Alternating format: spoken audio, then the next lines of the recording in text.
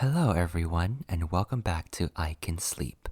I hope you all had a great day and a great weekend. Before we get started, I wanted to say that I wish you all had a great and happy holidays last week, and that you had a great New Year's.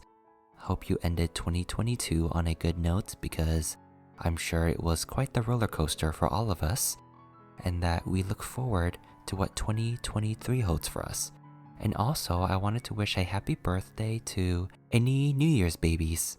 Specifically, the one who got me into Heaven Official's blessing is a New Year's baby herself. So, if you are listening to this, happy birthday and happy New Year's to you. I love you so much. I love you to death.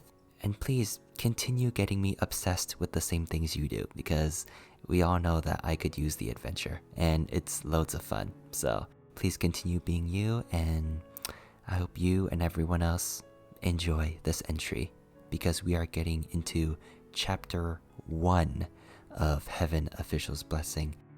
And just as a final note, if you enjoy these entries and would like to support and follow along for what we have in store, you can follow me here on Spotify at iKenSleep.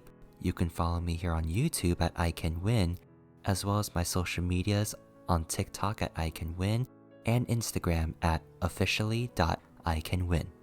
Now, without any further ado, let's finally get into chapter 1 of Heaven Official's Blessing. The Scrap Immortal, third time entering the heavenly capital. Congratulations, Your Highness. Hearing this, Xilian looked up, and he smiled before saying anything. Thank you. Can I ask what you're congratulating me for? Lingwen Shenjun stood tall with her hands folded behind her back. Congratulations! You have won first place on the chart of heavenly official most hoped to be banished down to the mortal realm of this calendar cycle. Well, no matter what, first place is first place, Xilian said. But since you're congratulating me, is there anything that's actually worth being happy about? Yes, Lingwen replied. First place on this chart receives 100 merits. Xilian immediately said, If there are any similar charts in the future, please absolutely call me up. Do you know who second place is? Lingwen asked. Xilian pondered for a moment, then replied, That's too hard to guess. After all, in terms of ability, I should be able to take the first 3 places myself. Pretty much, Lingwen said. There isn't a second place. You're so far ahead that you've left everyone in the dust. That's too great of an honor, Xilian replied. Then, who was first place for the previous calendar cycle? There is no previous winner, Lingwen said, because this chart was first established today. Huh? Xilian was taken aback. Hey, you don't mean to say that this was a chart set up just for me? Lingwen replied. You can think of it as you just so happened to make it in time and just so happened to steal first place. Xilian grinned, his eyes squinting into crescents. Alright, I'll be happier if I think of it that way. Do you know why you got first place? Lingwen continued. By popular demand? Xilian guessed. Let me explain the reason to you, Lingwen said. Please look at that bell.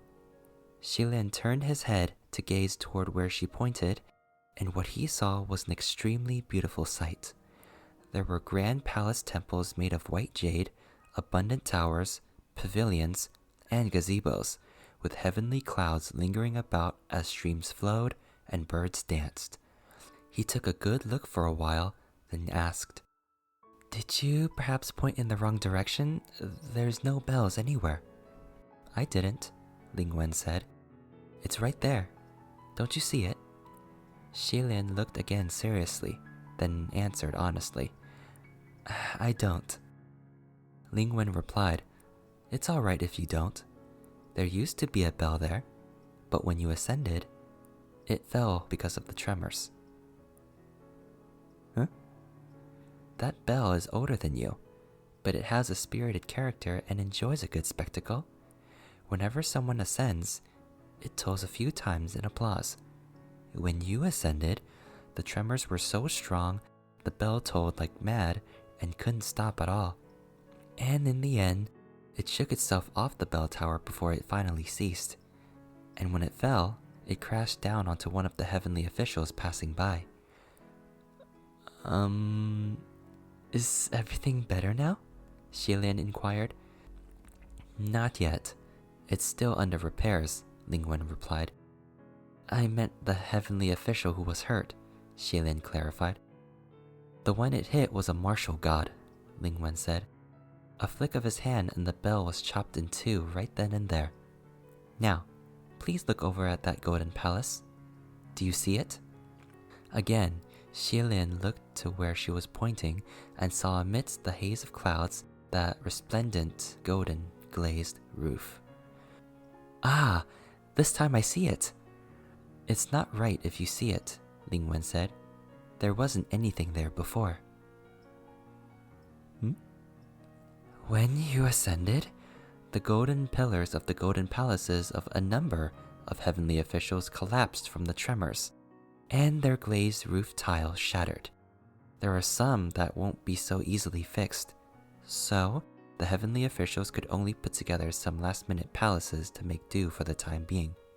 And I'm the one responsible? You're the one responsible.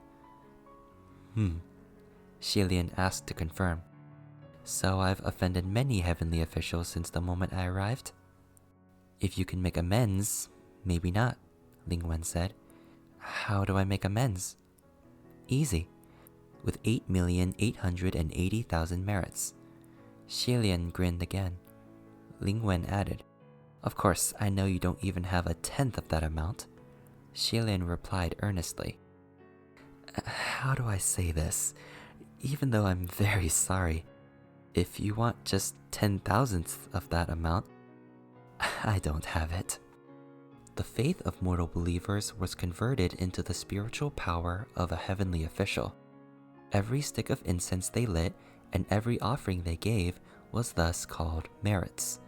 Xilian turned solemn in place of the smile and asked seriously, Are you willing to kick me down from here and give me 8,880,000 merits for it? I'm a civil god, Lingwen said. If you're looking for someone to kick you down under, you'll need to find a martial god to do it. The harder they kick, the more merits they'll give. Xilian heaved a long sigh. Please allow me to think about what I should do. Lingwen patted his shoulder. Don't worry, there will always be a path when the carriage reaches the mountain. Boats always sink when they reach the pierhead for me, though, Xilian said. If this were 800 years ago, when the palace of Xinle was at its peak of prominence, 8,880,000 merits would be nothing. The crown prince could throw it out without batting an eye. But the present wasn't the same as the past, and all his temples in the mortal realm had long since been burned to the ground. He had no believers, no incense, no offerings. There was no need to say more on the subject. Either way, he had nothing, absolutely nothing. He crouched by himself on the side of the main street of the heavenly capital, feeling distraught for a while before suddenly remembering he'd ascended for almost 3 days now, but he still hadn't entered the communication array of the upper court. He'd forgotten to ask what the verbal password was. The heavenly officials of the upper court had gotten together and set up an array that could instantaneously allow the consciousness to communicate and pass on messages. Once ascended, one must enter the array, but a password was required for the consciousness to find the designated channel. The last time Xilian had entered the array was 800 years ago, so he didn't remember the password at all. He let his consciousness scatter to search and saw a channel that seemed to be what he was looking for, so he went in randomly. The moment he entered, he was blasted by an outpouring of crazed yelling from all directions. Place your bets and no take-backs. Let's wager on how long our Royal Highness the Crown Prince can last before going down again. I bet 1 year. 1 year is too long. Last time it was only 1 incense time. It'll be 3 days this time, I think. I put my marriage down on 3 days. 3 days. Don't you dimwit. 3 days is almost over already. Do you even know how to gamble? Xilian silently exited the array. He'd entered the wrong one. That couldn't be it. The heavenly officials of the upper court of heaven were all big wigs who guarded over a given region. They were widely known by every household and kept occupied by a myriad of state affairs. Since they were deities who ascended respectably, in keeping with their statuses, they were generally more reserved and often put on airs. Xilian himself had been the only one who dragged out every single heavenly official inside the communication array to greet them out of excitement the first time he ascended, incomparably earnest and exceedingly thorough in introducing himself from head to toe. After he exited the array, he went on another random search and entered a different one. This time, he relaxed, thinking to himself, "How quiet. It's probably this one." Just then, he heard a voice say softly, "So, Your Highness is back?" It was a very comfortable voice, the sound soft and gentle, the tone decorous. However, if one were to listen closely, one would discover that the voice was quite cool and indifferent, the same as the sentiment it carried, causing that soft gentleness to turn into something more malicious in intent. Xilian had intended to enter the array in a proper manner, then lie low. But since the other party had already addressed him, he couldn't keep pretending to be deaf and mute. Besides, he was still delighted that there were actually heavenly officials in the upper court who would willingly start a conversation with a god of misfortune like himself. Thus, he quickly answered, "Yeah, hello everyone. I'm back again." Yet little did he know, after this exchange, every single heavenly official who was currently inside the communication array perked up their ears. That heavenly official said languidly, "Your Highness certainly ascended with tremendous force this time, huh?" Within the upper court of heaven, emperors, kings, generals, and chancellors were everywhere, and heroes flowed like water. In order to become a deity, one must first achieve greatness. Within the mortal realm, those who had obtained accolades and ones in possession of great talent had always had a better chance of ascension. So it wasn't an exaggeration to say that rulers, princesses, princes, and generals weren't a rarity there. Everyone was a darling of the heavens. Everyone acted courteously with each other, so they would address one another as Your Majesty, Your Highness, Lord General, Alliance Chief, Head Chief, whatever, as long as the title was flattering. However, the words from this heavenly official seemed to have something lurking beneath their tone. Although he said, "Your Highness this, Your Highness that," Xilian couldn't sense a bit of respect from him at all. It was more like he was poking him with a needle. There were also several heavenly officials inside the communication array who were authentic crown princes, and they were feeling the hairs on their backs rise from such an address. Incredibly uncomfortable. Xilian could tell that this other party didn't come with good intentions, but he didn't want to fight, so he chose to run instead. He smiled. It wasn't too bad. However, that heavenly official wouldn't give him the chance to run. He said tepidly, "It's Your Highness after all, so it wasn't too bad for you, but my luck didn't seem to be as good." Suddenly, Xilian heard a private message from Ling Wen. She only said one word, "Bell." Instantly, Xilian understood. So this was the martial god who was hit by the bell. If that was the case, then the other party wasn't angry without reason. Xilian had always been adept at apologizing, so he immediately said, "I've heard about the accident with the bell, and I'm dreadfully sorry. I do apologize." The other party humphed the meaning unclear. There were a great number of renowned martial gods in the heavenly realm, and many of them were newly ascended dignitaries who came after Xie Lian's time. Xie Lian couldn't be sure who this person was by voice alone, but he couldn't stay ignorant of his name after apologizing either. So Xie Lian inquired, "Might I ask how I may address my lord?" The other fell silent at this. Not only did the other fall silent, it was like the entire communication array froze, and the air was assaulted with stagnation. From the other end, Ling Wen sent him another message. "Your Highness, although I think you should have recognized him after talking for so long, I still want to give you a hint. That's Xuan Zhen." "Xuan Zhen?" Xie Lian said.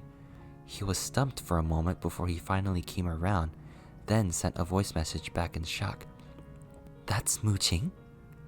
General Xuan Zhen was the martial god of the southwest who possessed 7,000 temples.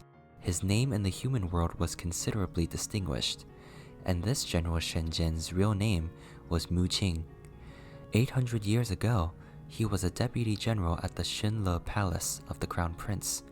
Ling Wen was also quite shocked. "You really didn't recognize him?" I really didn't," Xie Lian replied. "He didn't talk to me like this back then. Besides, I can't even recall when we last met. It was either 5 or 6 centuries ago. I can barely remember what he looks like, so how can I possibly remember what his voice sounds like?" The communication array was still deep in silence. Mu Qing didn't utter a sound. The other heavenly officials were pretending they weren't listening, while waiting on the edge of their seats for whichever one would continue the conversation. Things were rather awkward when it came to these two. The complicated plot had been spread in rumors for so many years, and everyone basically knew the story at this point. Back then, when Xie Lian was still the esteemed crown prince of Xinle, he trained at the Royal Holy Temple. This Royal Holy Temple was a royal cultivation hall in the kingdom of Xinle, with a very strict standard for selecting disciples. Mu Qing came from the slums, and his father was an executed criminal. Someone like that didn't qualify for acceptance to the Royal Holy Temple, so he could only run errands. Within the temple grounds, he was someone who cleaned the Royal Highness's room and served tea and water. Xie Lian saw how hard he was working, so he requested that the state preceptors make an exception and accept Mu Qing as a disciple. It was only by the golden mouth of the Royal Highness that Mu Qing could enter the temple to cultivate and be trained alongside the crown prince. Then, after ascension, Xie Lian appointed him his general and took him along to the heavenly capital. However, when the kingdom of Xinle fell and Xie Lian was banished to the mortal world, Mu Qing didn't follow him. Not only did he not follow, he never even spoke a word in Xie Lian's favor. Either way, the crown prince was gone, so he was free. He found a cave on a piece of auspicious land and trained arduously. And not a few years later, he passed a heavenly tribulation and ascended to heaven himself. In the past, one was in the heavens and one on earth. Now, there was still one in the heavens and one on earth. It was simply that their positions had switched completely. That's all. On this end, Ling Wen said, "He's very upset." "I figured as much," Xie Lian said. "I'll go start another topic of conversation. You'd best take the chance to leave," Ling Wen suggested. "Nah, it's okay," Xie Lian replied. "It's fine as long as we pretend nothing's happened." "Are you sure?" Ling Wen said. "I feel awkward just watching you two." "It's not that bad," Xie Lian replied. For someone like Xie Lian, everything besides death really was okay. He didn't have a lot, and certainly not shame. He had done much more awkward things, so he genuinely felt that this was okay. Yet who knew that okay wasn't a word to be uttered lightly? He had only just said it's okay when a voice roared angrily. "Who the fuck knocked down my golden palace? Show yourself!" This angry roar was going to make the heads of all the gods explode. While they were already filled to the brim with surging complaints, still, each of them held their breaths, waiting soundly to hear how Xie Lian was going to answer this accusatory cry. Yet unexpectedly, things only got more exciting. Before Xie Lian had opened his mouth, Mu Qing spoke first, or rather, he only snorted. The newcomer spat coldly. "You knocked it down? Good, just you wait," Mu Qing replied coolly. "I didn't say it was me. Don't make false accusations," the other said angrily. "Then what are you laughing about? Are you out of your mind?" "No reason. You just sound funny, that's all," Mu Qing said. "The one who knocked down your golden palace is in the communication array right now. Go interrogate him yourself." With things reaching this point, Xie Lian was too embarrassed to run away just like that. He cleared his throat. It was me. I'm sorry." The moment he spoke, the one who came after also fell silent.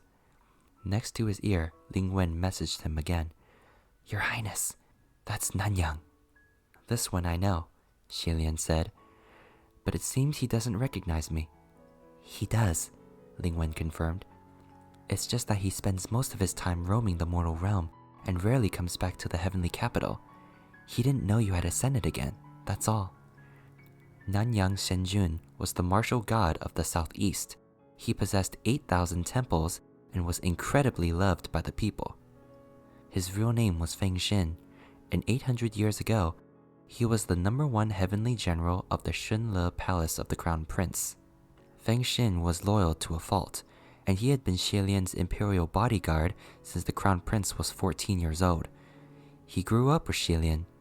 They entered the heavens together, were banished together, and drifted together. Unfortunately, they couldn't endure all 800 years together. In the end, it was an unhappy separation as each went their own way, never to meet again. The master of foregone days, fallen so low as to be the laughingstock of the three realms with neither offerings, temples, nor believers. All the while, the two servants under him had both passed the heavenly tribulation and became great martial gods themselves who guarded their own domains. Under these circumstances, it was impossible for anyone not to think too much. If Xie Lian had to choose between Feng Xin and Mu Qing and say who made him feel more awkward, he would answer, "They're both fine." But if bystanders had to choose whether they wanted to see Xie Lian brawl with Feng Xin or Mu Qing, then that would depend on the individual's taste. After all three had sufficient reasons to beat each other up. So it was a hard pick. Which was why everyone was severely disappointed when Feng Xin did not reply for the longest time. He didn't say a single word and instead went invisible. And so Xie Lian concluded the scene on his own, beating himself up voluntarily. "I didn't think things would get this out of hand. It wasn't intentional, and I do apologize to everyone for having caused trouble." Mu Qing replied sarcastically. "Oh, what a coincidence." Coincidence. Xie Lian also thought this was quite the coincidence. How did he so coincidentally hit Mu Qing and wreck Feng Xin's palace? From any bystander's perspective, this was practically intentional revenge. But the truth was thus. He was just the type who could pick up the single poisoned cup in 1,000 cups of wine. It wasn't like one could do anything about what others thought, so Xie Lian could only reply, "I will do my utmost to compensate everyone for their golden palaces and any other damages. I pray you will all give me a little time."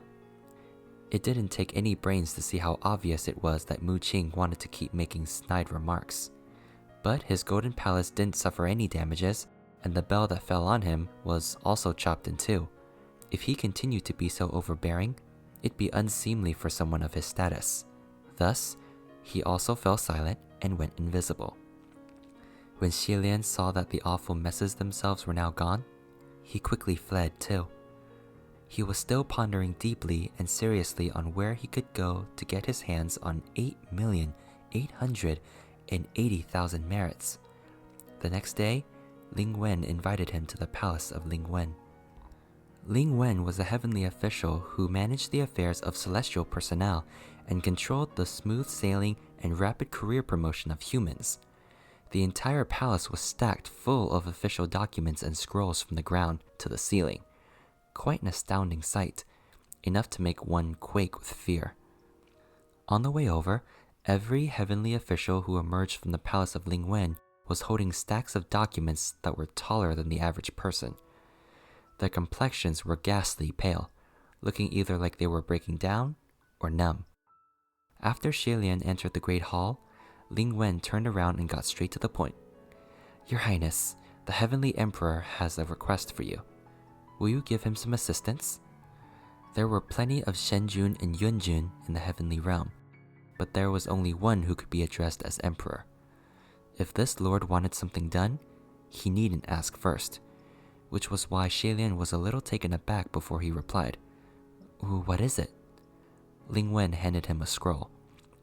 "Recently, there have been a large number of grand believers from the north making frequent prayers, so I imagine things must not be peaceful there." The name Grand Believer usually referred to one of three types of people. The first type were the rich, those who paid for incense and religious services and built temples. The second type were missionaries, people who promoted the religion and gave sermons. And the third type were believers who possessed absolute faith in both heart and body. Among the three, the first type dominated. The richer someone was, the more they feared and respected gods and ghosts, and there were as many rich people as there were fish in the sea. The third type was the least common, because if someone could genuinely reach that level, then their spiritual state must be exceptional, and they wouldn't be far from ascension themselves. The ones spoken for here were, obviously, the first type. "The Heavenly Emperor cannot attend to the north right now," Ling Wen explained. "If you are willing to make a trip over on his behalf, then in the future, regardless of how many offerings these grand believers give as a gesture to pay off their vows, everything will be counted under your altar. What do you think?" Xilian received the scroll with both hands and said, "Thank you." This was clearly Jun Wu helping him, but the Heavenly Emperor made it sound like he was asking Xilian for help. Of course, Xilian could tell, but he couldn't find the right words to express how he felt besides those two. Ling Wen replied, "I'm only responsible for getting things done. If you wish to say thanks, wait until the Heavenly Emperor returns and go thank him directly yourself. By the way, do you need me to lend you any spiritual devices?" "No," Xilian said. "Even if you give me a spiritual device, I won't have any spiritual power once I go down, so I couldn't use it anyways." Having been banished twice, Xilian had lost all of his spiritual powers. Things were fine in the Heavenly Realm. The Heavenly Realm was the place where the divine palaces stood and the spiritual chi was abundant, endless, and right at his fingertips for him to use. However, once back in the mortal realm, he was stunted. If he wanted to have a spiritual battle with anyone, he'd have to borrow said power from someone to make do. Quite the inconvenience. Ling Wen pondered for a moment. "Then it's best if we call a few martial officials over to lend you a hand." The martial gods that were currently in office either didn't know him or loathed him. Xilian knew that much, at least. "Forget about that too. No one will come." Ling Wen had her own considerations, however. "I'll give it a try." It wouldn't matter whether she tried or not, but Xilian neither agreed nor protested and let her go off to try on her own. Thus, Ling Wen entered the communication array and clearly and loudly asked, "Everyone! The Heavenly Emperor has an urgent matter in the north and is in dire need of capable hands. Is there any martial highness who can assign 2 martial officials from their palace?" Just as the words were spoken, Mu Qing's voice popped up airily. "I hear the Heavenly Emperor is not in the north at the moment, so this is probably a call for assistance from His Highness the Crown Prince, am I right?" Xilian thought to himself, "Are you just lurking inside the communication array at all times of the day?" Ling Wen thought the exact same thing, and dearly wanted to slap Mu Qing out of the array for obstructing her work, but still she smiled outwardly. "Xuanjian, how come I keep seeing you inside the array these days? Seems like you've got free time on your hands lately." Congratulations. Mu Qing replied coolly. My hand is wounded. I'm currently nursing the injury. Every heavenly official thought to themselves, that hand of yours can chop the mountains and slash the seas without breaking a sweat. What could splitting a bell do to you? Ling Wen had wanted to wait until she had tricked 2 people into volunteering before saying anything at first. Yet, not only did Mu Qing figure it out easily, he had said it out loud too. Now there surely wouldn't be anyone available. As expected, not a single soul responded. But Xilian didn't think anything of it. He turned to her. I told you no one would come. If Xuan Zhen didn't say anything, I would have succeeded, Ling Wen said. Xilian chuckled. You worded it like a peepah player with half her face covered, and within the fog, the flower looks 3 times more beautiful. If others thought it was to do work for the Emperor, of course they would have come. But if they came and discovered they'd be working with me, there would probably be a riot. And how could we cooperate under those conditions? Either way, I'm used to being alone. It's not like I lost any limbs during all these years. So we'll leave it as it is. Thanks for all the trouble. I'll be off now. Ling Wen was out of ideas too, so she cupped her hands in salute. All right. Wishing everything goes smoothly for your highness down below. May heavenly officials give their blessings. No paths are bound, Xilian replied, waved his hand, and left in a dashing manner. 3 days later, the mortal realm in the north. There was a tea shop by the side of a major street. Its storefront wasn't big, a small operation, but what was good about it was the scenery.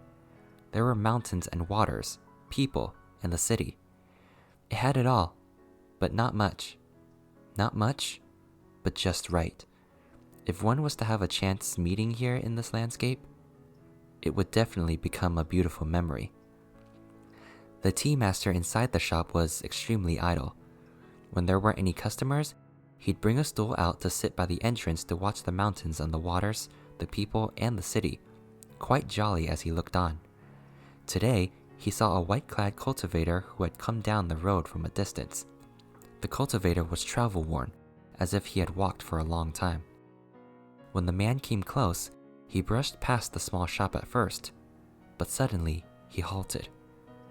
Then, very slowly, he backed up. Lifting the tip of his bamboo hat, he looked up, glanced at the shop sign, and smiled. Little Shop of Chance Encounters. What an interesting name. While this man appeared somewhat tired, his expression was a cheerful one, so much so that the one watching him couldn't help but lift the corners of his lips too. The man then asked, Excuse me, is Mount Yujun nearby? The tea master pointed in a direction for him. It is indeed around here. The man let out a sigh, managing not to let his entire soul out while he was at it. He thought to himself, I finally made it. This was indeed Xilian. When he left the heavenly capital that day, he had originally set the desired landing location in the mortal realm to be somewhere nearby Mount Yujun. Yet who knew when he left in such a dashing manner, and jumped down dashingly, that his sleeve would be caught by a dashing cloud. Yes, it was caught by a cloud. He didn't know how his sleeve got caught, but either way, he tumbled across the 1,000,000-meter high sky, and by the time he tumbled down, he no longer knew where he was. After walking on foot for 3 days, he finally made it to the first intended landing point, and he sighed deeply with emotion. Xilian entered the shop and picked a table next to the window, ordering tea and snacks. After he finally settled, there was suddenly the sound of weeping and gongs being played outside. He gazed toward the main street and saw a group of men and women, both young and old, escorting a bright red marriage sedan as it passed by. The air surrounding this procession was downright odd. At first glance, it seemed like a marriage procession, but upon a closer look, there was solemnity, grief, fury, and terror on those faces. The only emotion missing was joy. It didn't look like they were festive at all, yet still, they all wore red with flowers and made an ostentatious show. Such a scene truly was exceedingly peculiar. The tea master raised the copper teapot in his hands high and tipped it to pour tea. He also saw the scene play out, but he only shook his head before moving on. Shilian watched as the bizarre procession disappeared into the distance, and he grew deep in thought for a moment. Just as he was about to take out the scroll Ling Wen had given him to read over once more, he suddenly sensed something dazzling flit by. When he looked up, a silver butterfly flew past his eyes. That silver butterfly was glittering and translucent, and as it fluttered through the air, it left a sparkling bright trail in its wake.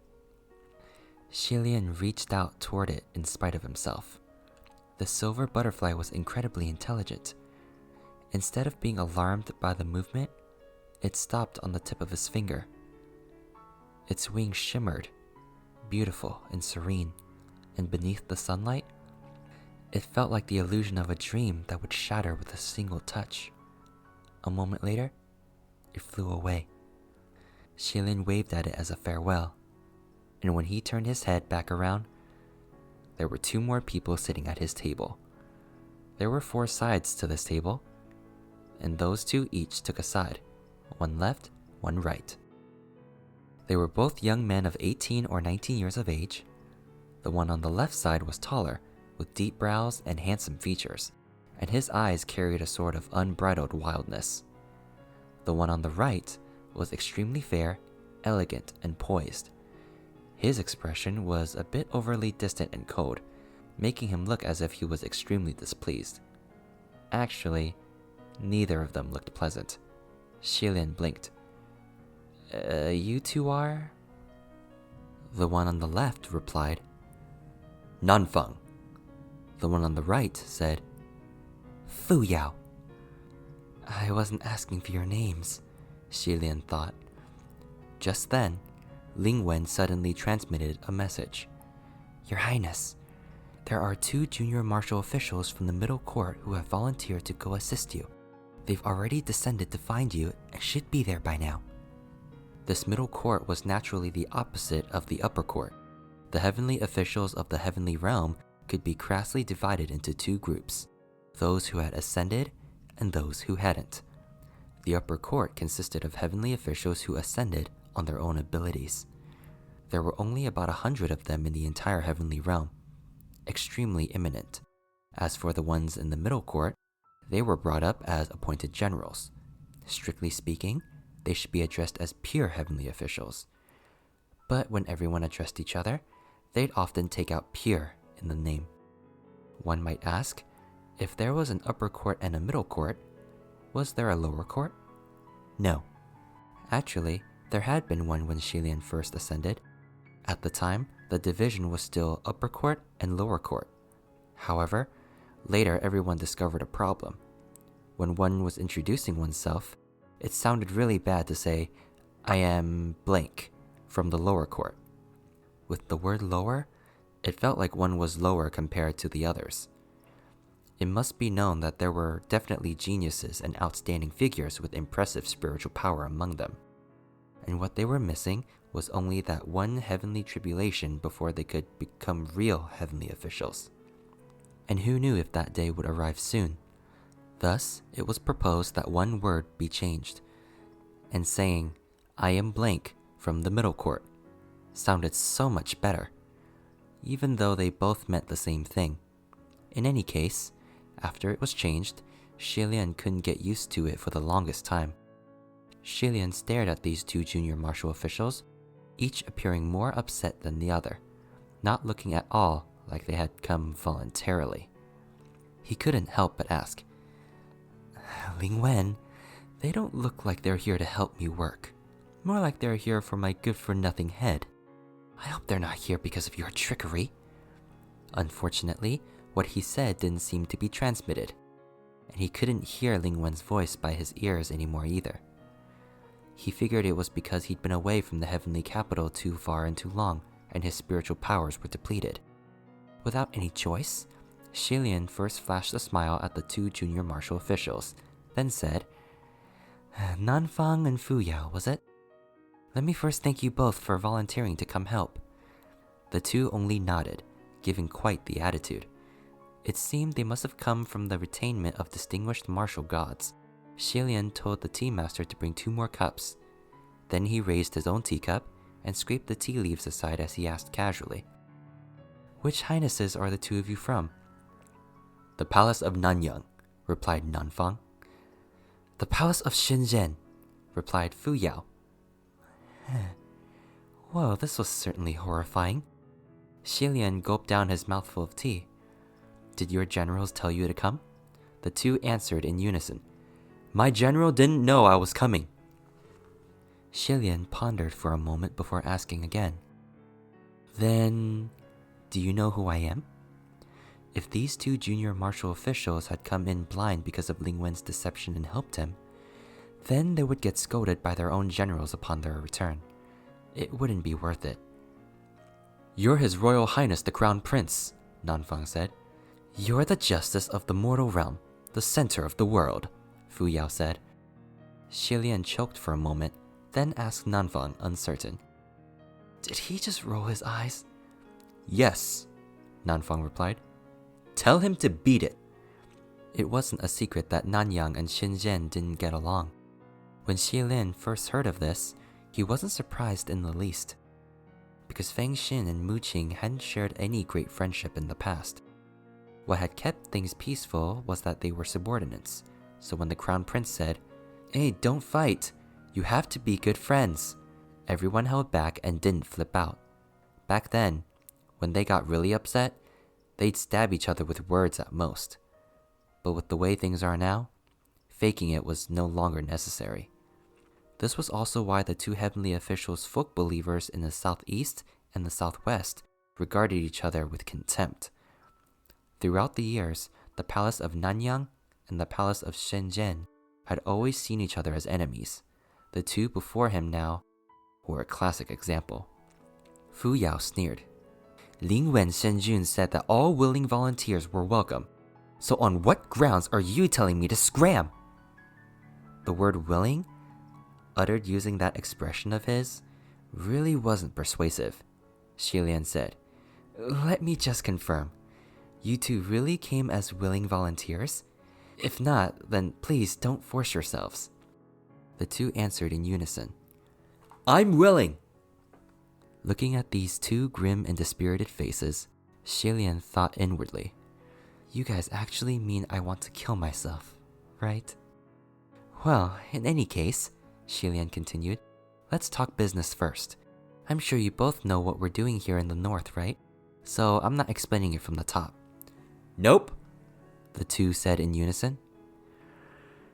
Not having any choice, Xilian took out the scroll. "Then I guess I'll start from the very beginning for you 2. It was said that many years ago, at the foot of Mount Yujin, there was a couple about to get married. This couple was deeply in love. That groom waited for the marriage procession to arrive, but he waited for a long time, and still there was no sign of the bride. Anxious, the groom went to the bride's house, but his father and mother-in-law told him that the bride had long since set out. Both families reported this to the authorities, and they searched all over to no avail. If she was eaten by the beasts of the mountain, then at the very least, there'd be a leftover arm or leg. How could she just vanish into thin air? Thus, of course, there was suspicion that the bride wasn't willing to marry, so she colluded with the marriage procession and ran off. Yet who knew that many years later, when another couple was to marry, the same nightmare replayed. Once again, the bride was gone. However, this time, there was something left behind. On a small road, the search party had found a foot that hadn't yet been fully eaten.